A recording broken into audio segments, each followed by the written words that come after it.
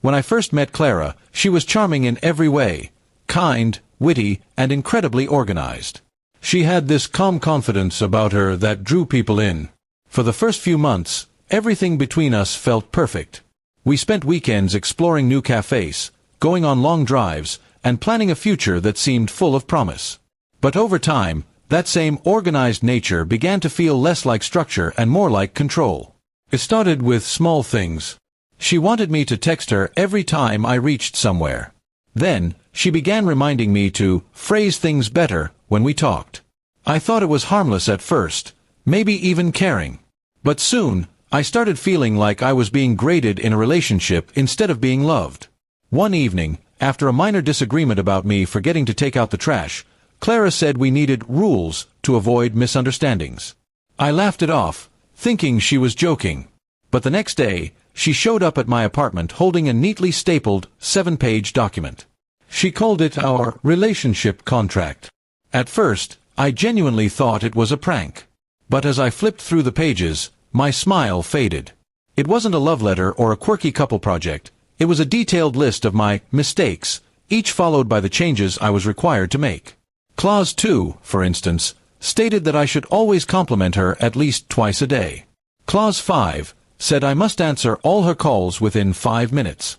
And Clause 9 forbade me from playing video games more than 1 hour a week. I stared at her in disbelief.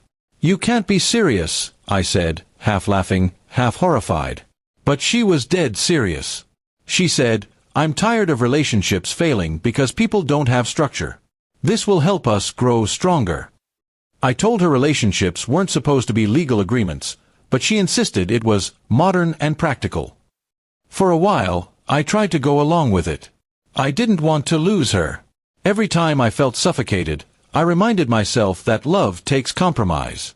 But slowly, it began eating away at me. I started second-guessing every word I said, every move I made. I wasn't acting naturally anymore. I was performing for approval. The worst part was the weekly review section. Every Sunday, Clara would sit me down with her notes about my behavior that week. She'd point out violations of the contract, such as failed to compliment adequately on Thursday or interrupted during discussion. I tried to talk to her about how this made me feel, but she said I was being defensive and resistant to growth. My friends noticed I was becoming quieter. When they asked if things were okay, I brushed it off, saying Clara was just organized. But deep down, I knew this wasn't normal.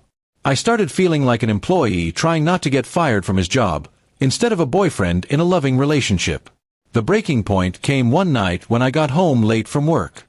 My phone had died, and I couldn't call her.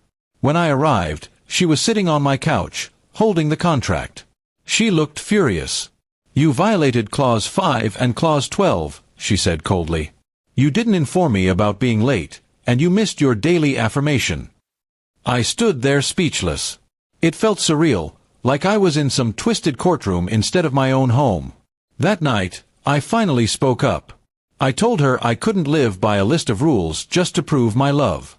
I said I wanted to be loved for who I was, not for how well I followed her system. She tried to argue, saying I was overreacting, but something inside me had already broken. I quietly packed a few things and left. The next morning, she sent a long message saying she couldn't believe I quit the contract. She said I lacked emotional maturity. I didn't reply. I blocked her number, deleted the shared documents, and decided to move forward with my life. It was painful, but it also felt like taking my first real breath in months. Over time, I realized how much I'd changed just to keep her happy. I had given up small parts of myself, one rule at a time. I used to laugh easily, make jokes, and enjoy life freely. Under her system, I became anxious, careful, and silent.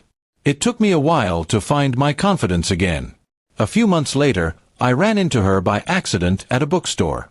She seemed surprised to see me, and for a moment, her eyes softened. She said she was in therapy now and had realized that her contract idea was her way of controlling fear, not love. I nodded politely, wished her well, and walked away. Looking back, that experience taught me something valuable. Love can't be negotiated, signed, or measured in rules. Real love is messy, unpredictable, and full of forgiveness, not clauses and conditions. I learned that peace in a relationship doesn't come from control, it comes from trust. Now, whenever someone asks me what I look for in a partner, I just say this: someone who accepts my imperfections without turning them into paperwork. Because love isn't a contract, it's a choice you renew every day, willingly, not because you're bound to it.